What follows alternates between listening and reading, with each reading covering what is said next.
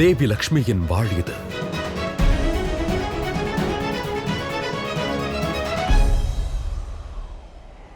அப்படியெனில் தேவி லக்ஷ்மி ஆபத்தில் உள்ளார்கள். பிரம்மதேவரிடம் நான் வரம் பெற்றுள்ளேன். நான் எங்கு வேண்டுமானாலும் என் விருப்பப்படி சூறாவளியை உருவாக்க முடியும்.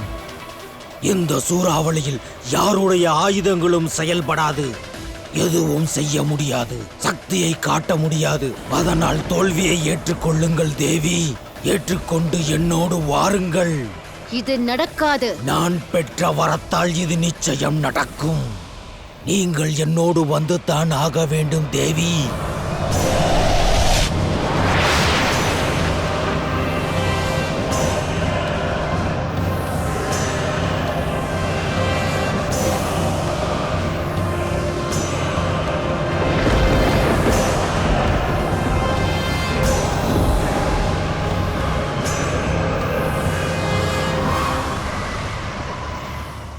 பார்கவி, மகளே பார்கவி, பார்கவி, நீ எங்கிருக்கிறாய்?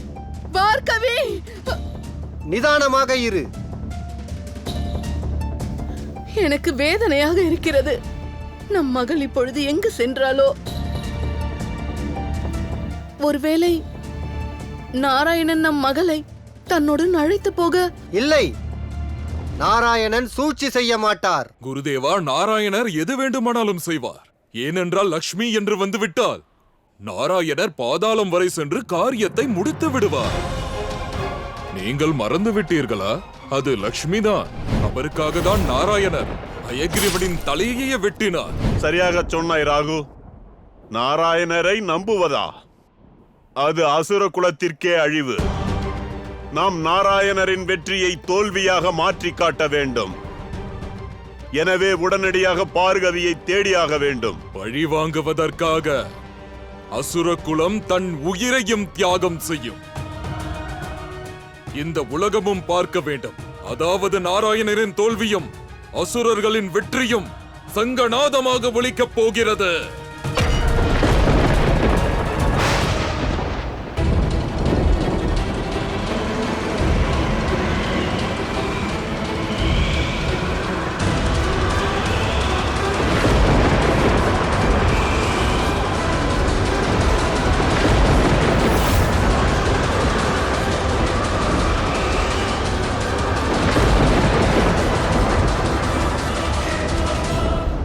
ராஜகுமாரன் வாசு, எந்தாருங்கள்.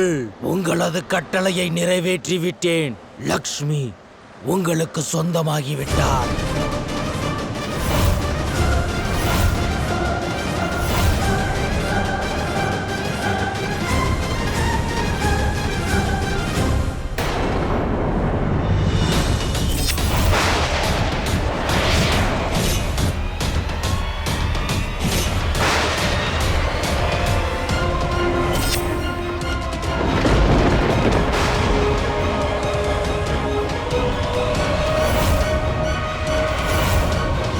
மிக அற்புதம்.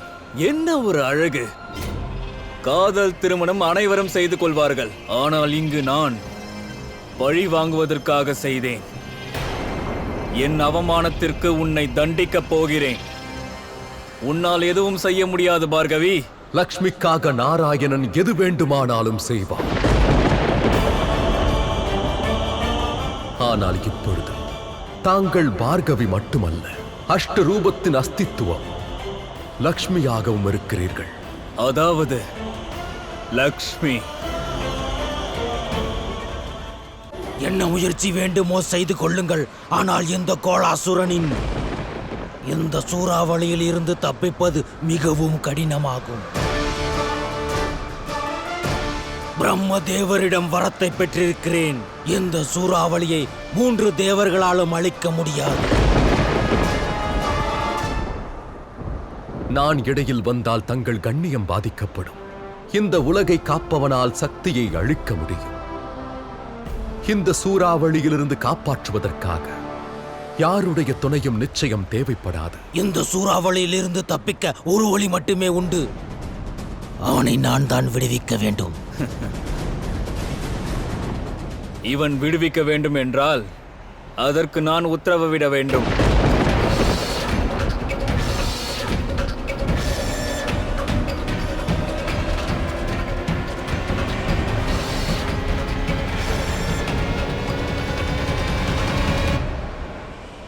இப்பொழுது பார்கவி செய்த குற்றத்திற்கான தண்டனை லக்ஷ்மி அனுபவிப்பார். பிரம்மதேவர் இந்த வரத்தினை அளித்திருக்கிறார் என்ற காரணத்தினால் தேவி லக்ஷ்மி சூறாவளி பிடியில் இருந்து வெளிவராமல் இருக்கிறார்கள். இது திருமண மாலை இல்லை, என்னுடைய வெற்றி, அதோடு லக்ஷ்மி நாராயணனின் தோல்விக்கான மாலை இது. காரணம், இதற்கு பிறகு நாராயணனோட லக்ஷ்மி இல்லை, ராஜகுமார் வாசுவின் பெயர் தான் இணைந்துவிடும். இன்று இந்த மரியாதைக்கான சோதனை தேவி லக்ஷ்மியை மகாலட்சுமியாக மாற்றிவிடும். கனவுக்கும் உண்மைக்கும் இடைவெளி இருக்கிறது வாசு. லக்ஷ்மி நாராயணருக்கு சொந்தமாக இருந்தால் சொந்தமாக இருப்பாள், என்றென்றும் நாராயணருக்கு சொந்தமாக இருக்க போகிறாள். ஒரு நொடியில் உன் பிரம்மை கலையப் போகிறது. காரணம், நிரந்தரமாக லக்ஷ்மி வாசுவிற்கு சொந்தமாகி விடுவார்.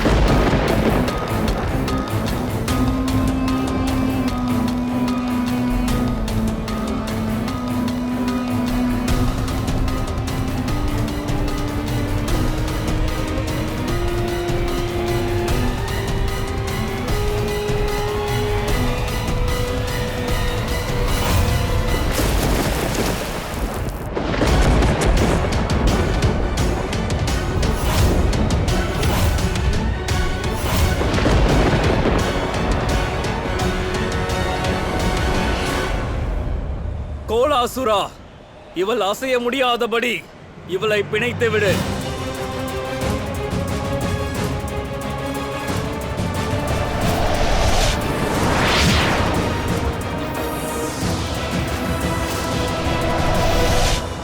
அரைகுறையாக இருந்தது, அது முழுமையடைந்து விட்டது. வாசுவுக்கும் லக்ஷ்மிக்கும் விவாகம் நடக்கும்.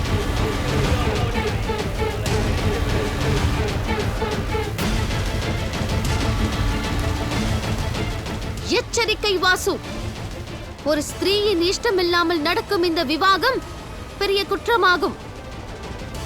இந்த கடும் குற்றத்தின் தண்டனையும் மிக கடுமையாகத்தான் இருக்கும். என்னையா தண்டிப்பார்கள்?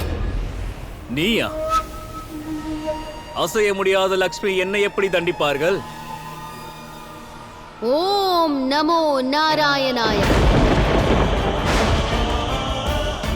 ஓம் நமோ நாராயணாய.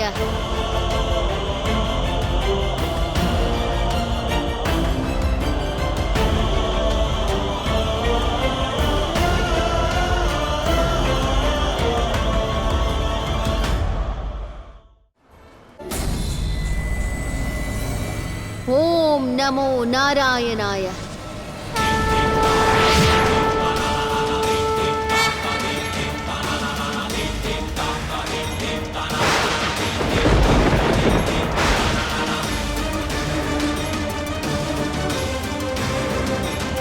ஒரு பெண்ணுக்கான மரியாதை பலத்துக்கு சமமாக இருக்கும்.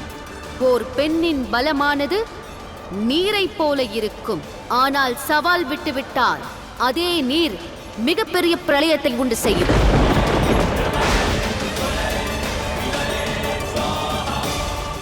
நான் உன்னை எச்சரித்திருந்தேன், கடைசி நொடி வரை சந்தர்ப்பம் தந்தேன். ஆனால் நீ தவறான பாதையை நோக்கிச் சென்றாய்.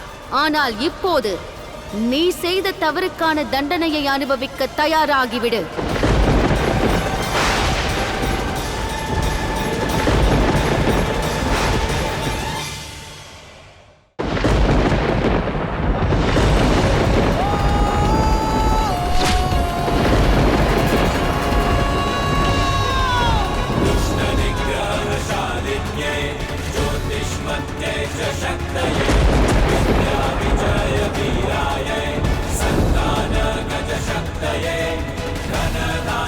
Swaro